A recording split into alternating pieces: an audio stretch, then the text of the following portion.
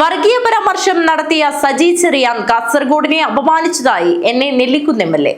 പ്രതികരണം സംസ്കാരശൂന്യം. മന്ത്രിസ്ഥാനത്ത് നിന്ന് സജി ചെറിയാനെ നീക്കം ചെയ്യണമെന്നും എന്നെ നെല്ലിക്കുന്ന് എം.എൽ.എ. പറഞ്ഞു. തെരഞ്ഞെടുപ്പിന് വിജയിച്ചവരുടെ പേരുകൾ പരിശോധിക്കൂ എന്നായിരുന്നു മന്ത്രിയുടെ പ്രതികരണം.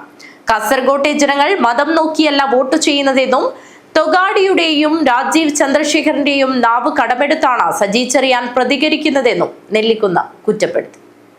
തൊഗാഡിയ ഇപ്പോൾ ഇന്ത്യൻ രാഷ്ട്രീയത്തിൽ നമ്മൾ കുറച്ചു കാലമായി അദ്ദേഹത്തിൻ്റെ പേര് കേൾക്കുന്നത്. അപ്പോൾ ശ്രീ സജി ചെറിയാൻ ഇപ്പോൾ തൊഗാഡിയുടെ റോളാണ് എടുത്തിരിക്കുന്നത്.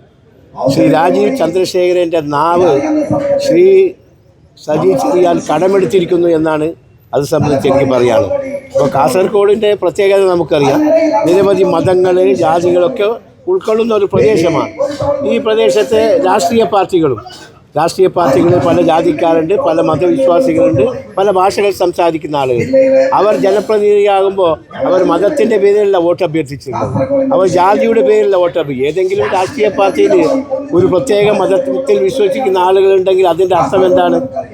അത് ഇപ്പോൾ ശ്രീ സജി ചെറിയാൻ്റെ പാർട്ടിയിൽ മുസ്ലിങ്ങളില്ല, ശ്രീ സജി ചെറിയാൻ്റെ പാർട്ടിയിൽ ക്രിസ്ത്യാനികളില്ല.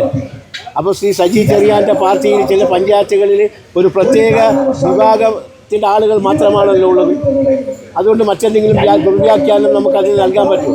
അപ്പോൾ ശ്രീ സജി ചെറിയാനെ സംബന്ധിച്ചിടത്തോളം അദ്ദേഹം കേരളത്തിൻ്റെ സാംസ്കാരിക വകുപ്പ് കൈകാര്യം ചെയ്യുന്ന മന്ത്രിയാണ്. ഒരു സംസ്കാര ശൂന്യമായ പ്രസ്താവനയാണ് അദ്ദേഹത്തിൻ്റെ നിന്നുണ്ടായിട്ടുള്ളത്. മുഖ്യമന്ത്രി നമ്മുടെ സാംസ്കാരിക വകുപ്പിൽ നിന്ന് അദ്ദേഹത്തെ മാറ്റി നിർത്തണമെന്നാണ് എനിക്ക് പറയാനുള്ളത്. ഇത് കാസർഗോഡ് ജില്ലയെയും കാസർഗോട്ടെ ജനങ്ങളെയും കാസർഗോഡിൻ്റെ മതേതരത്വത്തെയും ആണ് ശ്രീ സജി ചെറിയാൻ അപമാനിച്ചിട്ടുള്ളത്. ഈ ഒരു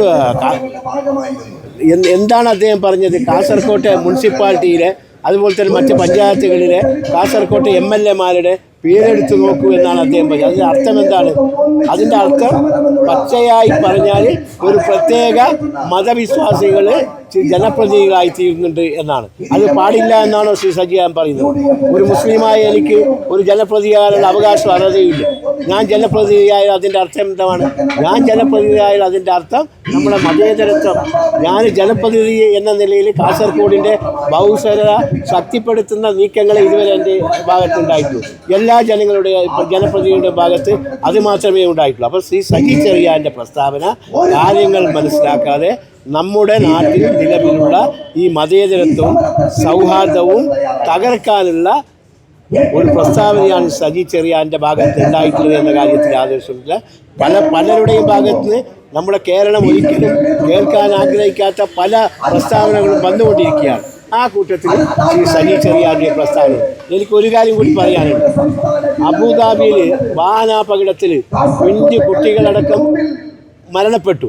ആ സമയത്ത് സൗദിയിൽ നിന്ന് കേരളത്തെ ഞെട്ടിച്ചുകൊണ്ട് കേരളത്തിലെ മുഴുവൻ ആളുകളെയും വേദനിപ്പിച്ചുകൊണ്ടുള്ള ഒരു സ്റ്റേറ്റ്മെൻറ്റ് ഓൺലൈനിൽ സൗദിയിൽ താമസിക്കുന്ന കേരളീയനായ ഒരാളായി വന്നു. എത്രമാത്രം നമ്മൾ ഞെട്ടി. അദ്ദേഹത്തെ പോലും നാണിപ്പിക്കുന്ന വിധത്തിലാണ് ഈ സജി ചെറിയാൻ്റെ പ്രസ്താവന ഉണ്ടായിട്ടുള്ളതെന്നാണ് അത് സംബന്ധിച്ച് എനിക്ക് പറയാൻ. സജി ചെറിയാന് മതേതര കേരളത്തിൽ ഒരു മന്ത്രിയാകാനും ജനപ്രതിയാകാനുള്ള യോഗ്യത അർഹത ശ്രീ സജി ചെറിയാൻ.